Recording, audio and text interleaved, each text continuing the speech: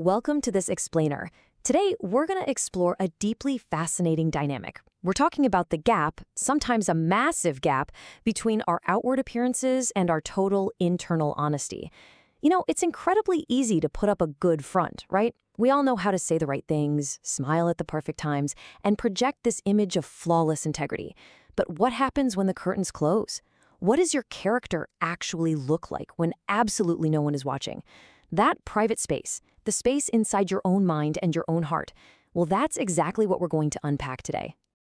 Okay, let's dive into this. Isaiah chapter 29, verse 13 gives us this incredibly powerful insight. It says, "They honor me with their lips, but their heart is far removed from me." Now, I want to immediately highlight the dramatic tension here. It is the ultimate spiritual disconnect. You've got the lips, the words we speak, the public declarations we make, and then you have the heart, our true motives, our actual internal desires. Giving lip service while internally drifting away from Jehovah, that is a super dangerous state to be in. It's like building a house with a gorgeous exterior, but a totally hollow foundation. It looks solid, but inside there's just no real substance. Section 1. Truth in your heart. To really grasp this, we need to explore what it actually means to anchor truth deeply within ourselves. What does it mean to be upright in heart? Well, it's so much more than just avoiding lies. You might think, hey, I don't tell lies. But actually, scratch that. You can go your whole life without telling a technical falsehood and still not be fully honest. According to Psalm 15, verse 2, someone seeking Jehovah's approval has to be speaking the truth in his heart. Hebrews 13:18 builds on this, showing that true honesty is through and through, not just when it's convenient, not just when people are watching you. It means your public persona and your private reality are a perfect match.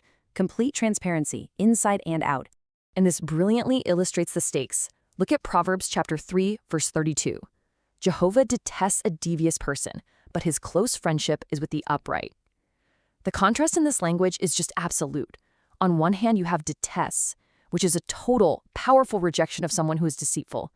But on the other hand, you have close friendship. Think about that. Our internal honesty literally determines whether we have an intimate friendship with the creator of the universe. It's not just a checklist of rules, it's a living relationship. You can't be close friends with someone you're constantly hiding things from, right? Section 2. The path of deviousness.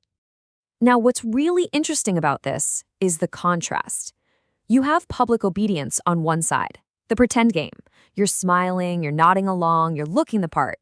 But then there's secret disobedience, breaking God's laws the second you're in the shadows.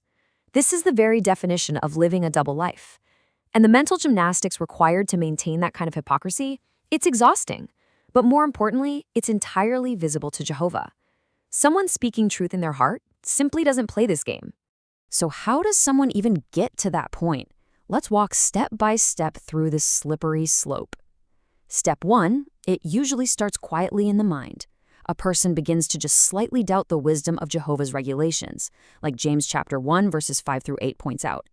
Step 2, that tiny doubt bleeds into action.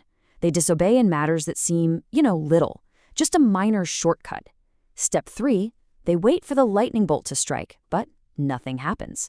They see no immediate consequences, which leads right to step 4, becoming fully hypocritical. Ecclesiastes 8:11 traces this perfectly, showing how delayed consequences can lead a heart straight into deviousness.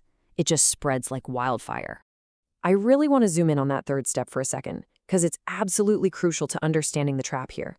When there appear to be no consequences, a person is emboldened to violate God's laws further.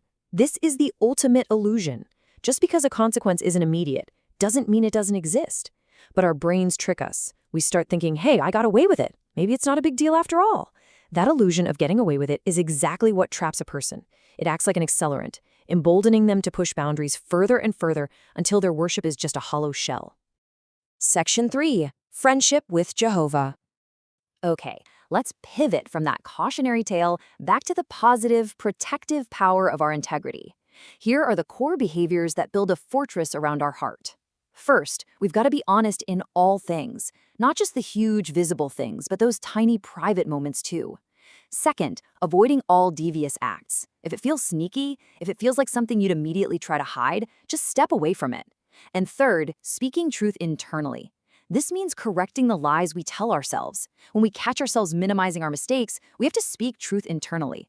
These are the behaviors that protect us from that slippery slope. So, the crucial point is this. Really let this question sink in for a moment. Are we speaking the truth in our hearts? I challenge you to do a quick diagnostic check today.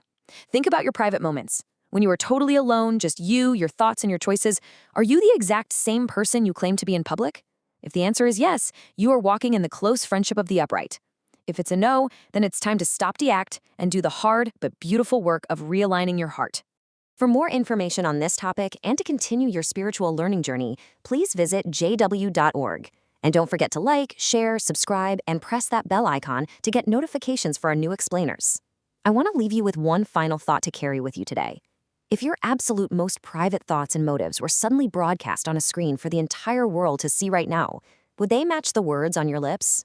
Thanks so much for joining me, and keep seeking the truth.